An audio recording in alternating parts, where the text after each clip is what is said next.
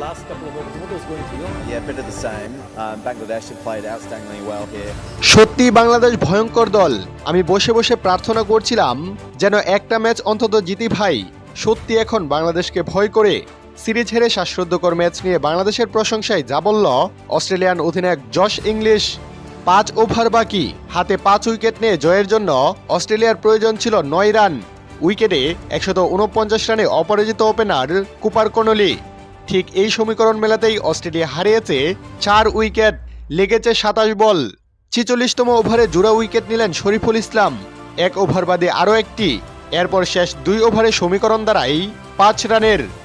49তম ওভারে 2 উইকেট নিয়ে 149 রানে থাকা কনলিকে বোল্ড করেন মুস্তাফিজুর রহমান। শেষ ওভারে সমীকরণ 3 রানের। প্রথম 2 বলে 1 রান দেওয়া তাসকিন আহমেদের তৃতীয় বলে বাউন্ডারি হাঁকিয়ে অস্ট্রেলিয়াকে শ্বাসরুদ্ধকর জয় এনে দেন অ্যাডাম জাম্পা। আর এতে বাংলাদেশের বিপক্ষে হোয়াইট ওয়াশ হওয়ার লজ্জা এড়ায় অস্ট্রেলিয়া। দর্শক, এদিকে বাংলাদেশের এমন ভয়ঙ্কর খেলা দেখে রীতিমতো অবাক হয়েছেন দলটির অধিনায়ক জশ ইংলিশ। ম্যাচ পরবর্তী সংবাদ সম্মেলনে তিনি বলেন, হ্যাঁ, তাদের প্রশংসা করতেই হয়। তারা দুর্দান্ত খেলেছে। পুরো সিরিজ জুড়ে একক আধিপত্য দেখিয়েছে তারা।